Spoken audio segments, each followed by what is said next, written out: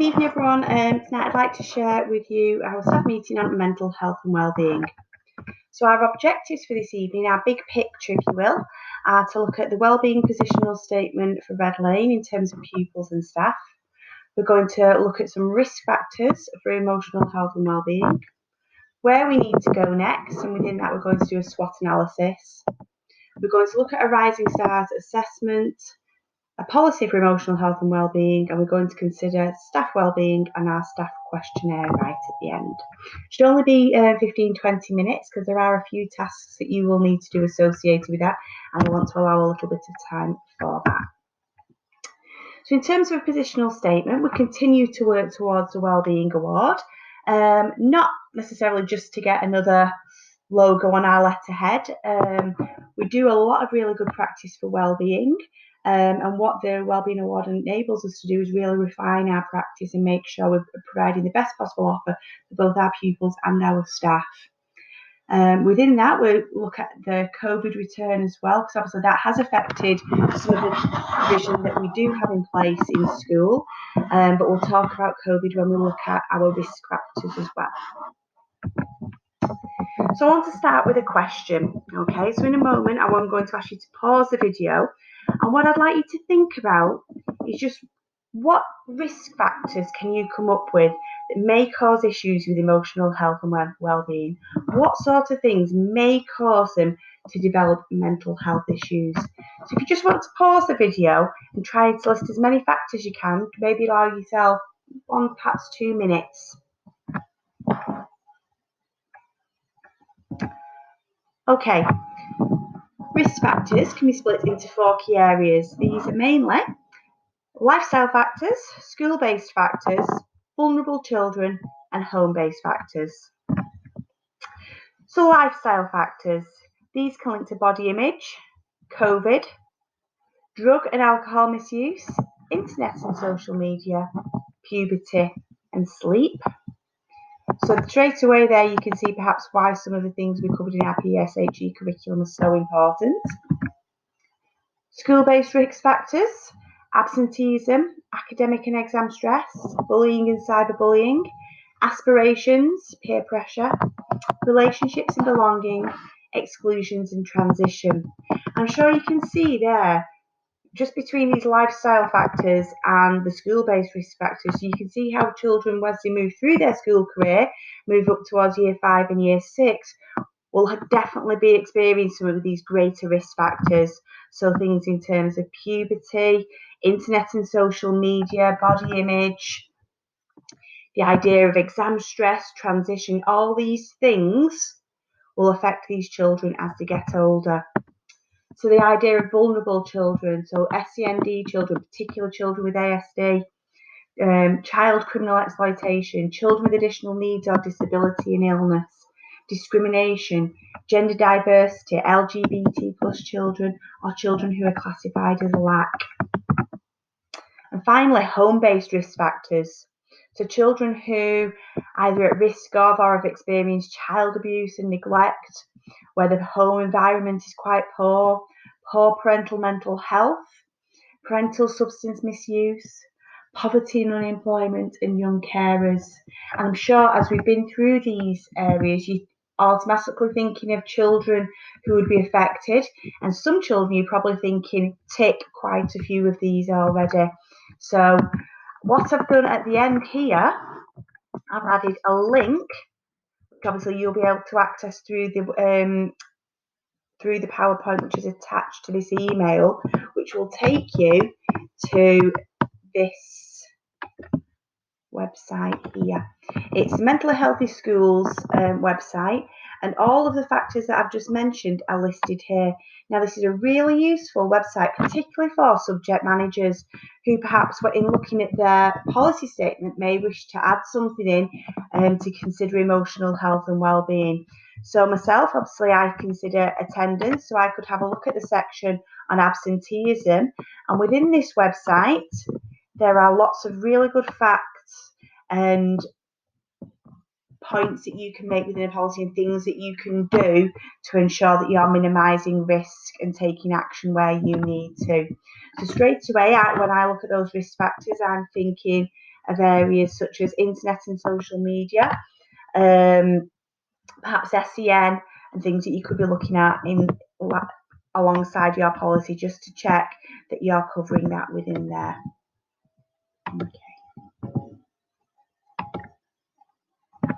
Okay. So in looking at those risk factors, we know that many of those will apply to our school, and as such we do a lot of really good things already. Some of the things I won't even know about that we do. So what I'd just like you to do is I want you to spend a few moments just on your own as you go through this, just to have a think about the strengths. So what is it that we do well? What is it that sets us apart from other settings? What is it that we do that really helps support these children? Then move on to thinking about our weaknesses. What are our development points? Is it resource? Is it some systems we have in place or procedures? It might be gaps in training, perhaps with TAs or lunchtime staff, or even with teaching staff. Opportunities. Where are there chances for something really positive to happen? Where are there little points of the day where we can seize an opportunity to minimise some of these risk factors or address them? The changes don't have to be massive. We've seen in the past that small changes can be absolute game changers for these children. And finally, the idea of threats. Anything at all that could negatively affect us from the outside. What could affect these risk factors? So straight away, I'm thinking COVID, perhaps another lockdown, things that we would need to consider in case that was to happen again. There is a copy of this SWOT analysis attached to the email. So if you just wanted to have a look and just jot down some ideas, particularly because later on in this presentation, you'll see I've developed an emotional health and wellbeing policy, and some of these things, particularly the strengths, I might be able to weave into that because I may not have included everything. So, in recognising that some of our children require extra support, we have invested in a Rising Stars assessment. Now, I have produced an additional support video for Key Stage 2 because it is only for Key Stage 2 to implement. So there's no point Key Stage 1 to listening to all that. So that will be in a separate video in terms of how to implement that.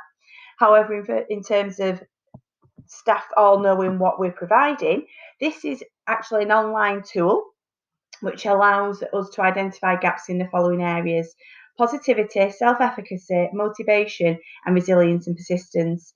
And if you wanted to know more about those 4 areas, if you go onto our school website, there's a help sheet that I've posted for parents to give more information on those 4 areas. A letter has been sent out to parents of Key Stage 2 children this week about the online tool. And if any parents do have any questions, please do direct them towards me. I'll be happy to talk them through any concerns that they may have.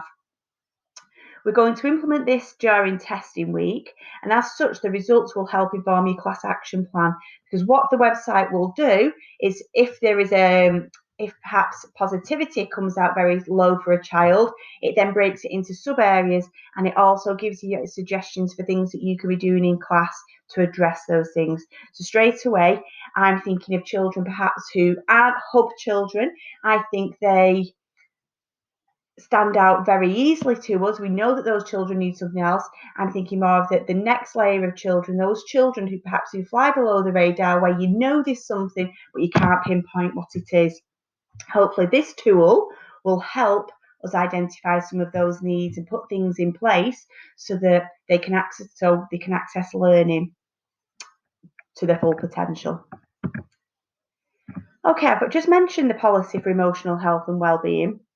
I've attached this for you to look at. I do stress it is a draft policy. You'll see some things are highlighted that I still need to clarify, and there may be some things that have actually changed already since I produced this. It has been developed using the Charlie Waller Memorial Trust resources, which are a gold standard resource in terms of for mental health. So if you'd just like to just have a look over the policy and think if I've missed anything out, or you think actually I don't think that's reflective of our practice, I am open to suggestion and changes, and perhaps anything that I have missed in there. So I would like feedback on that before I take it to SLT and to governors to be finalised. That is also attached for your perusal. So moving finally on to staff wellbeing. Now, I don't necessarily like to separate out pupil and staff wellbeing because I think wellbeing is about a culture within school. However, in terms of the Wellbeing Award, obviously we do have to take staff feedback for wellbeing.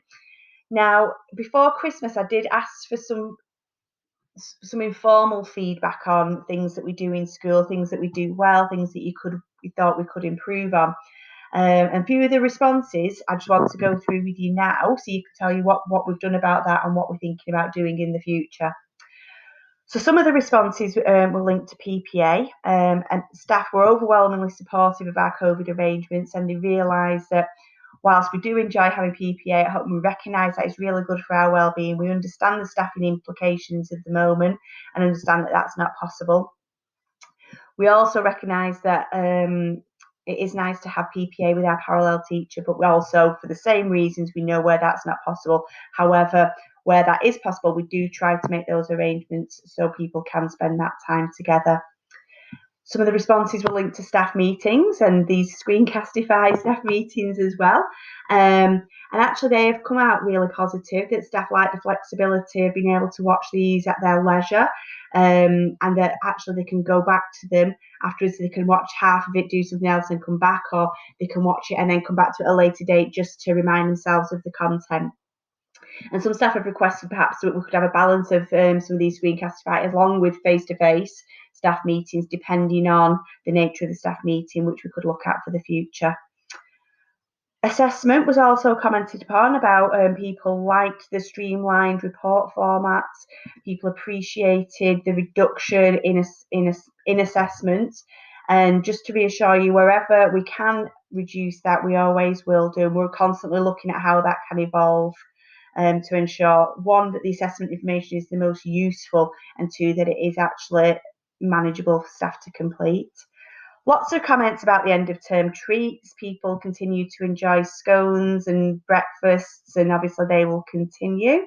It was nice that we were able to use the kitchen just before February half term to be able to facilitate that, unlike we were at Christmas, but I know everybody understands the reasons about that. One of the suggestions that came through the staff feedback from a number of people was this guardian angel type concept, which we've implemented in the spring term. And I know just from walking around school, seeing things on Facebook, that people are absolutely loving this.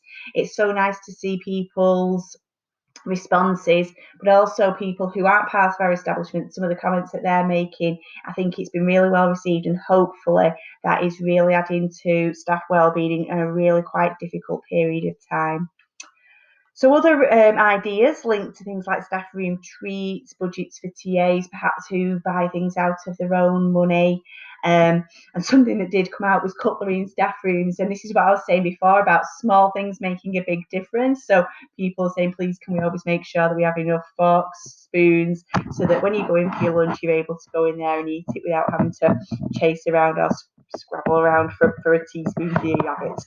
Obviously, these little things make a big difference to people these days. So continuing to think about staff questionnaires, you should have all received an invite asking you to offer feedback linked directly to the Wellbeing Award. Now, you did one of these when we first started it, probably over 12 months ago now. So if you could just have a look now, and if you could just be mindful as well that at the moment we're living in COVID world, some of the things that we put in place pre-COVID obviously would have supported children, but also think of the things that we have done for staff and for pupils within the COVID period. So thinking about how we tried to arrange the lockdowns, how we tried to do some staff development within there, how we delivered hampers to the pupils, how we were doing wellbeing phone check-ins with the children. So just try to have a look, because obviously we need to be looking at the progress we've made since the last questionnaire.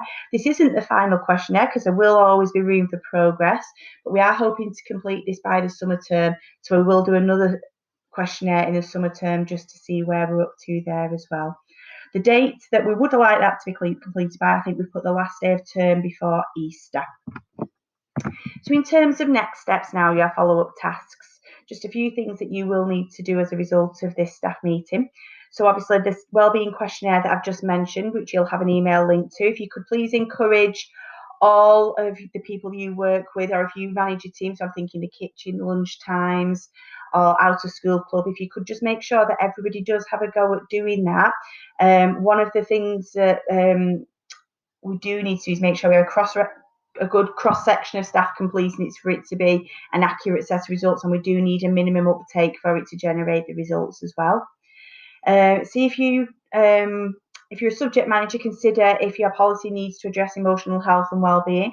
So I suggested safeguarding, perhaps behaviour, SEN, bullying. That's not an exhaustive list. There will be others, especially if you look back at those risk factors.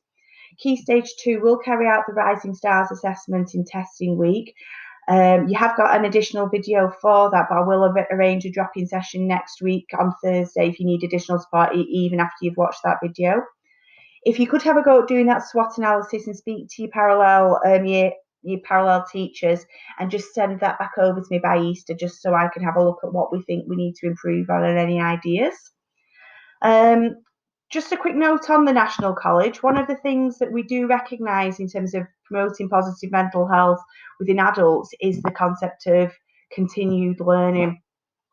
So our subscription to National College is partly to enhance staff's mental health and well-being, but in addition, within there are things actually training on mental health and well-being, amongst other things, when you have a look, and all of those are actually free for you to use. So you don't need to wait to be invited to go on there and do a course. Have a look on there, see if there's anything you fancy. I would just urge you that if you do complete any of those courses, if you could just let me know, and Sasha knows, so we can update the training plan accordingly. I've walked around school and I've seen some absolutely wonderful emotional health and wellbeing displays. If you do have any in your classrooms, if you could just send photos to me so I could add those in for the Wellbeing Award. And just finally, if you could just have a quick look at the emotional health and wellbeing policy and let me have any feedback just before Easter, that would be greatly appreciated. So just thank you for watching this. I know sometimes it can be hard going, and the irony is not lost on me about doing staff meetings about wellbeing, which is why I've tried to keep it to a minimum, and I've tried to allow time for you to do these follow-up tasks within the hour that would be allocated for a staff meeting. So any questions that arise, please do drop me an email, and thank you very much.